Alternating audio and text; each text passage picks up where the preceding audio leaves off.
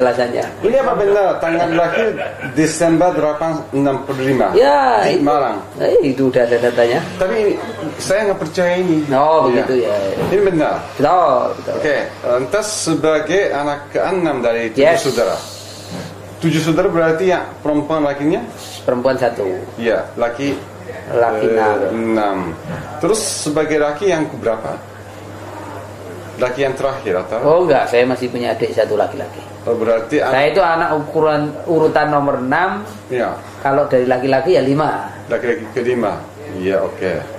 Terus berarti di bawah ada adik laki perempuan gitu. Di atas saya perempuan 1. Oh, atas perempuan. Terakhir adik saya laki-laki 1. Nah, di antara jadi 6 saudara itu yang lain, ada juga yang terjun di bidang hukum, artinya. Enggak ada. Jadi, nggak ada. Nggak ada. Misalkan apa saja kan? Jadi Iya.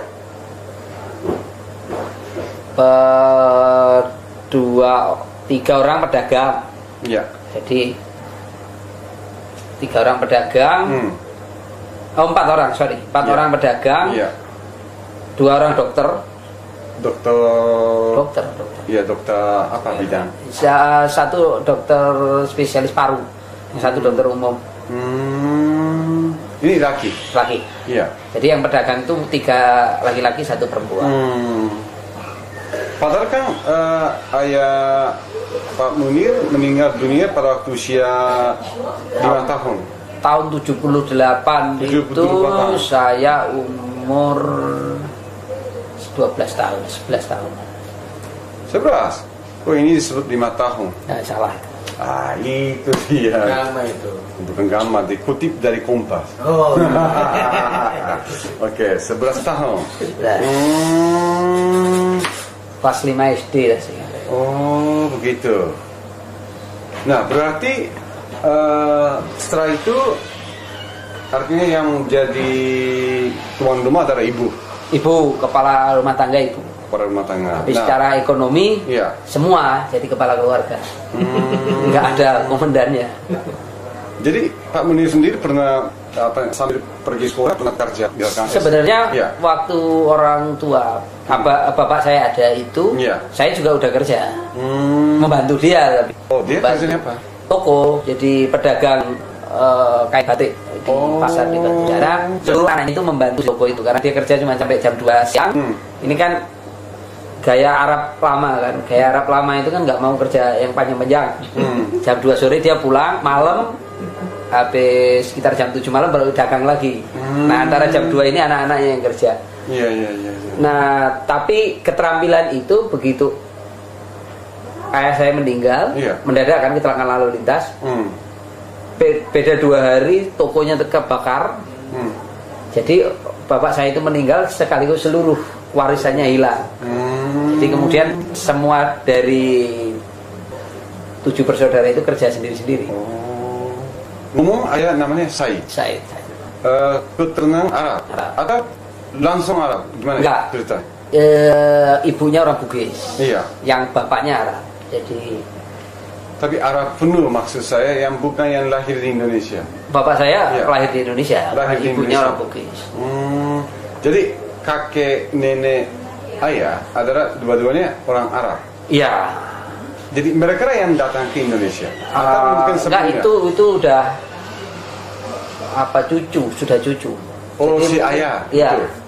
Keturunan keempat. Karena di struktur Arab itu kan saya hafal karena bin-nya berurutan terus. Kayak saya itu sampai nyebutin 7 bin-nya saya tahu ya.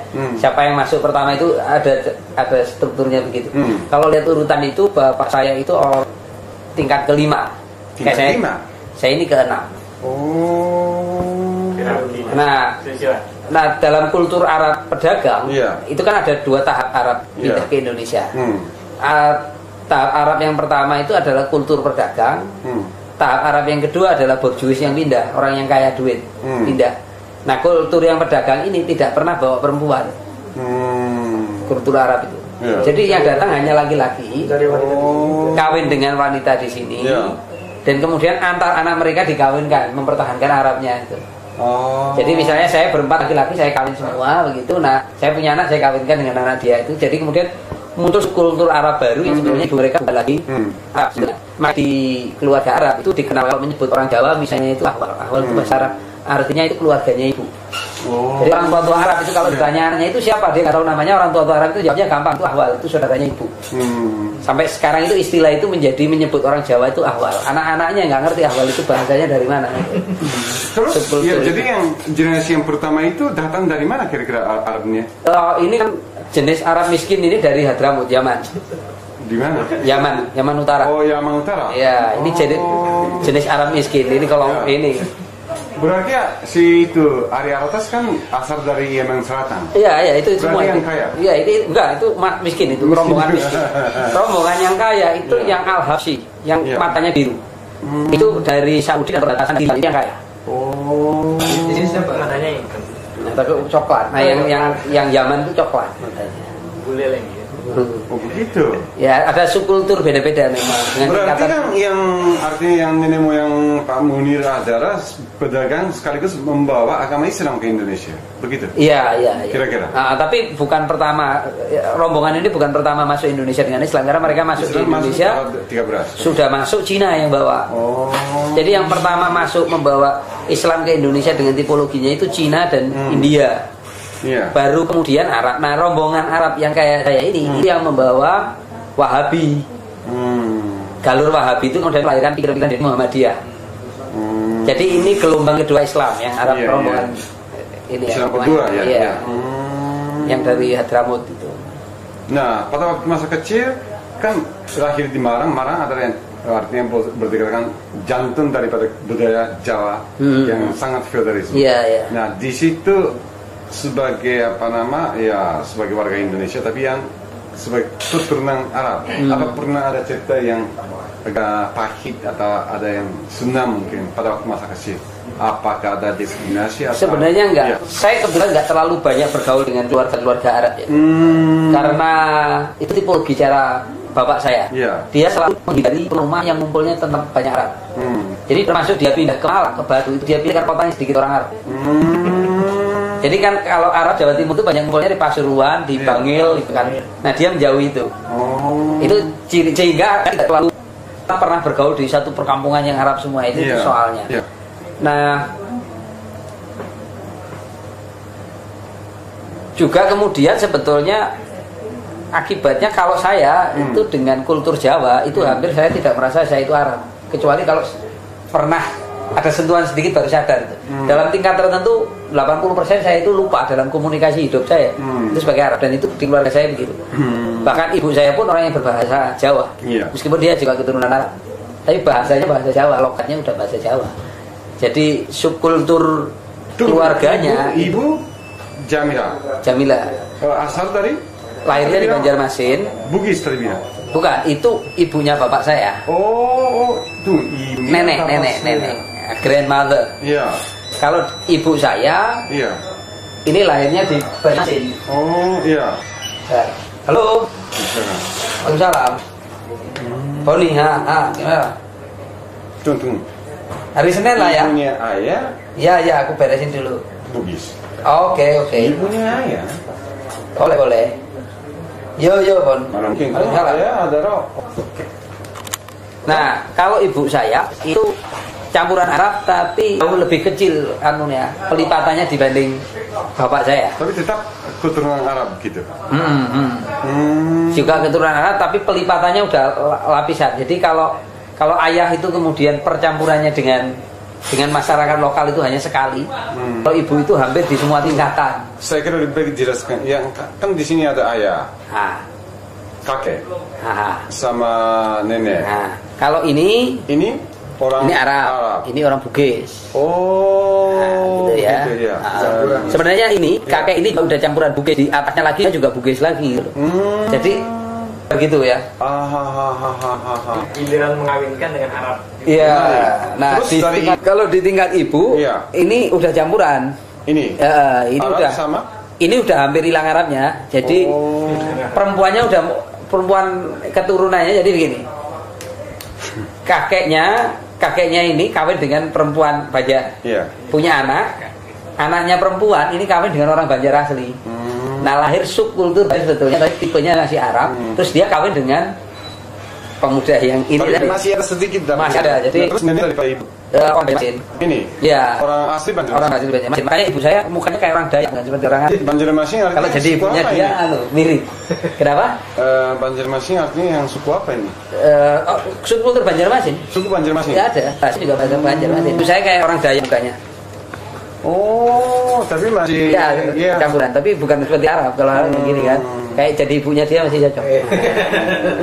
Oh, begitu. Ya, itu nggak aku. Ya, nggak apa-apa. Begitu. Oke, saya paham. Jadi soal apa nama? Orang-orangnya agak pahit karena justru keturunan Arab nggak pernah. Nggak ada ya, tapi kecil itu mungkin saya orang yang suka berantem ya, secara fisik ya. Karena misalnya kecil itu mudah tersinggung kalau kan ada rasialisme itu kan ada ya, semangat rasialisme dia kan para sesama anak kecil misalnya Arab gitu berantem. Bahkan saya pernah hampir menusuk guru saya SMA yang saya berkeliling sekolahan dengan pulpen yang terhunus itu karena guru itu memanggil saya Arab. Jadi gitu. Gampang itu, saya ada pelajaran. Saya ditanya namamu siapa? Kelihatan saya bengal itu di kelas. Namamu siapa? Saya belum jawab. Terus Arab kamu ya? Itu langsung saya ambil pulpen, saya tusuk dia. Nggak kena keliling sekolah, ditolong orang lain nggak bisa jebol perutnya itu. Nah, emosi saya selesai itu ketika saya disentuh misalnya dipanggil Arab nggak marah. Itu setelah saya jadi mahasiswa. Semakin lama itu semakin saya tidak tersinggung oleh panggilan itu. Ketika kecil itu sensitif sekali. Dan itu sekarang terjadi di keponakan saya yang kecil. Saya nggak ngerti apa kulturnya sampai sekarang, saya nggak ngerti. Keponakan saya yang kecil masih sensitif. Apakah memang waktu itu misalkan yang sang guru itu panggil Arab itu memang mengandung arti yang menghipnah gitu? Atau itu yang ditangkap merendahkan? Ya. Itu yang juga seperti yang orang Indonesia bilang Cina begitu. Ya ada etnosentrisme. Jawa. Itu lain. Itu sangat lain. Ada etnosentrisme sebetulnya. Etnosentrisme itu baik yang mengolok maupun yang kena olok. Jadi kayak saya merasa subkultur saya lebih. Begitu saya disentuh itu sentimen saya meledak. Apa ada arti munir ini? Munir itu dari bahasa Arab, artinya menyinari. Bagaimana? Menyinari. Dari kata sinar. Menyinari sumber cahaya. Jadi kalau ada orang namanya Nur itu akibat dari saya. Kalau dalam konsep Islam itu yang namanya anak, memberi nama anak itu adalah doa orang tua. Nah, itu berarti dulu orang tua saya pernah berharap bahwa anak ini akan menyinari, gitulah kira-kira cita bayangan orang tua terhadap pemberian nama itu. Jadi bahasa Arab sendiri bisa? Saya kalau bahasa Arab pasar bisa, artinya komunikasi saya sebagai pedagang bahasa Arab. Misalnya menentukan harga supaya orang yang beli juga nggak ngerti, kita ngomongnya bahasa Arab. Kalau di keluarga biasa pakai bahasa Indonesia. Bahasa Jawa. Cuman dalam kalimat-kalimat tertentu yang kadang-kadang bahasa Arab muncul, bahasa Indonesia muncul. Kamu sangka pasti bahasa yang keluar. Bisa. Kamsa. Alaf Homsamiyah begitu lah. Urusan begitu itu subkultur rumah itu masih ada gitu ya. Berarti orang tua dua-duanya bisa bahasa Arab? Ibu saya nggak bisa sama sekali. Kalau bapak saya bisa bahasa Arab, bisa bahasa Belanda.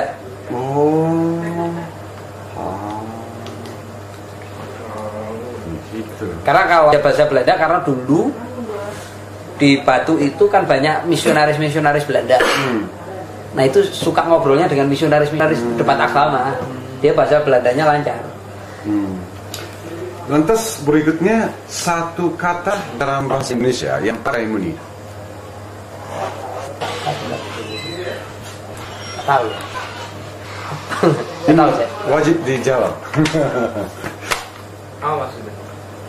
Jadi makanya saya bayangin apa ya? Apapun bisa. Sering Anda ucapkan Ya keadilan yang paling banyak ngomong itu. Dikit-dikit tulisan keadilan.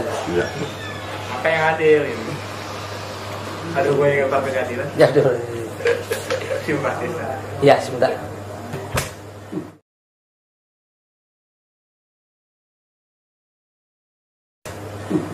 Bisa.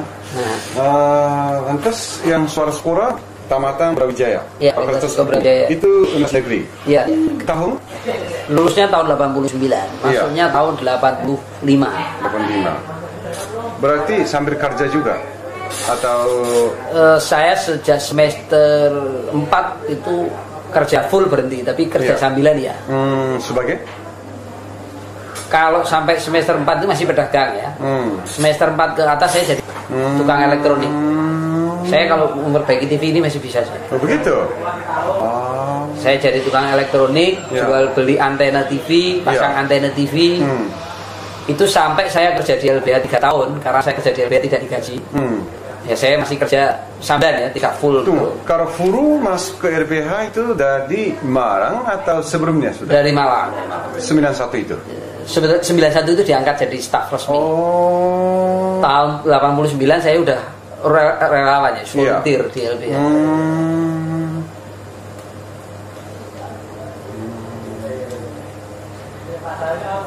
Jadi pada waktu masih mahasiswa di Brawijaya sudah bertekad akan mau bergabung dengan LBH begitu atau cari pekerjaan yang lain? LBH itu pilihan setelah saya mengambil pilihan yang lain. Iya. Misalkan? Jadi awalnya saya aktivis mahasiswa. Iya. Saya aktivis di beberapa tempat ya. Iya. Di Himpunan Mahasiswa Islam. Kemudian saya juga waktu itu HMI. Iya, di HMI. Iya. Kemudian juga di Intra, di kampus ya. Saya ketua senat mahasiswa. Ya, ada di situ. Nah, di samping saya juga aktivis di jalanan. Zaman itu agak nggak populer, aktivis demonstrasi itu agak nggak populer. Gerakan jalan setelah direpresi militer besar-besaran tahun awal 80-an itu nggak ada, nggak populer. Nah, saya itu awal-awal masuk di situ. Kemudian saya menjelang lulus itu menulis skripsi tentang buruh. Buruh. Apa itu? Buruh. Labor. Buruh. Ya. Nah, dalam proses menulis skripsi tentang buruh itu saya tidur di rumah-rumah buruh. Saya sewa rumah kecil, petak. Sambil saya kerja malam, saya siang nulis tentang itu. Nah, disitulah saya mulai menentukan pilihan. Sebenarnya ada satu situasi kelompok masyarakat yang benar-benar habis tidak. Itu masih di dalam Kota Malang. Masih di Kota Malang. Waktu itu buruh PT Bentul Malang. PT Bentul rokok. Itu punya Tommy Soeharto. Oh, begitu waktu itu. Iya. Nah, saya menangkap ada satu sekelompok masyarakat, masyarakat yang benar-benar tidak berdaya menghadapi arus besar negara. Dieksploitasi modal, digencet sama militer. Nah, saya dari situlah kemudian saya terjun ke dunia itu. Tapi waktu itu sendirian. Saya sendirian banyak mengirim fotokopi tulisan-tulisan ke anak-anak buruh itu. Saya support banyak. Akhirnya kemudian saya kenalan dengan LBH. Nah, saya berkenalan dengan anak-anak LBH. Ternyata LBH juga melakukan aktivitas yang sama. Nah, sejak itu jadi begitu saya menjelang lulus, LBH udah nawarin, mau nggak kamu kerja di LBH untuk jadi volunteer. Jadi sebenarnya sejak saya mahasiswa itu sama sekali nggak pernah merasakan melamar kerja ke tempat lain. Nggak pernah saya. Jadi ya udah linear begitu aja sejak pilihan itu kan ke LBH. Dan sebenarnya masuk di LBH juga bukan pekerjaan yang terlalu asing. Waktu itu kaum buruh PT Bentul itu mereka memang ada banyak masalah. Banyak masalah. Pada waktu itu kan sebenarnya saya penelitian itu tentang upah, bagaimana posisi upah buruh dalam konteks hubungan. Karena waktu itu kan saya tipologi mahasiswa Indonesia itu kan melihat hubungan buruh itu ideal saja, tidak melihat bahwa mereka itu betul-betul yang namanya eksploitasi itu kayak apa, nggak punya bayangan. Tapi sejak itu kita punya bayangan. Sebenarnya ada satu kelompok orang yang dibuat sangat tidak berdaya. Nah, yang dipersoalkan itu pembuatan orang menjadi tidak berdaya itu. Itu yang kemudian saya menjadi tertarik. Sampai salah satunya jadi istri saya maksudnya di antara buruh-buruh yang di antara mereka itu satu jadi istri saya sekarang. Tunggu. Oh, dia kerja di situ?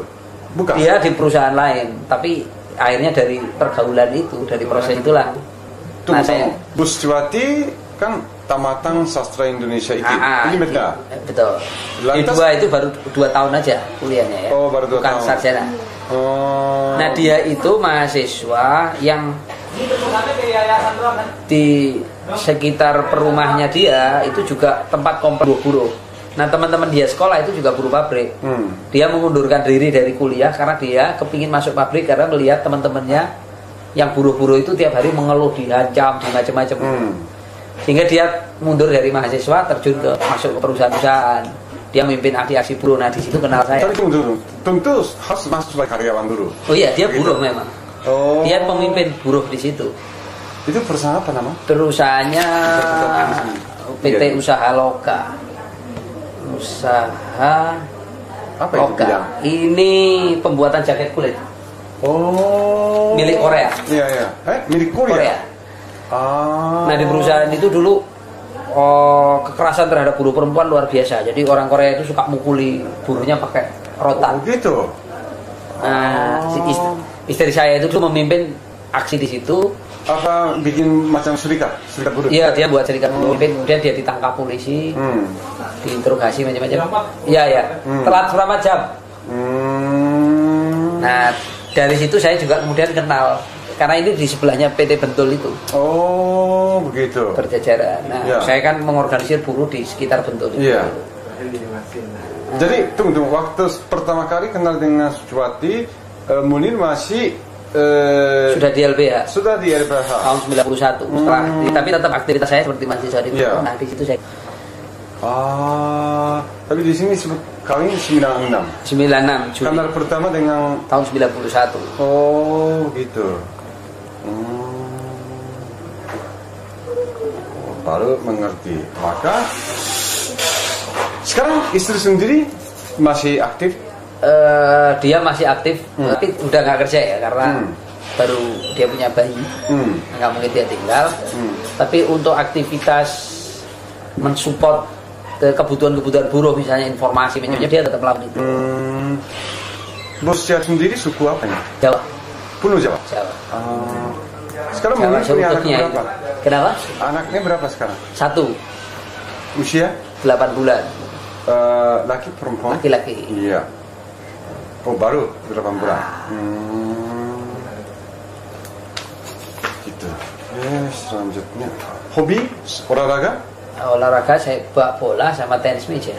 Main atau nonton atau main? Main dong. Tapi sudah 10 tahun tidak main sepak bola. Kalau tenis meja tiap hari masih. Oh, gitu. Kalau mau nantang boleh. Tenis meja di mana? Di rumah. Oh, di rumah. Selain itu? Tantangan terbuka ini. Hobi? Hobi lain? Baca gitu. Urusan baca itu. Kebanyakan apa itu? Kenapa?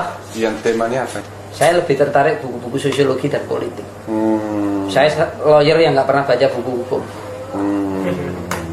Saya frustasi dengan dunia hukum, makanya saya nggak pernah baca buku hukum. Oh, begitu. Katanya orang lawyer yang anti sidang itu saya. Begitu. Kalau sidang pasti walk out katanya.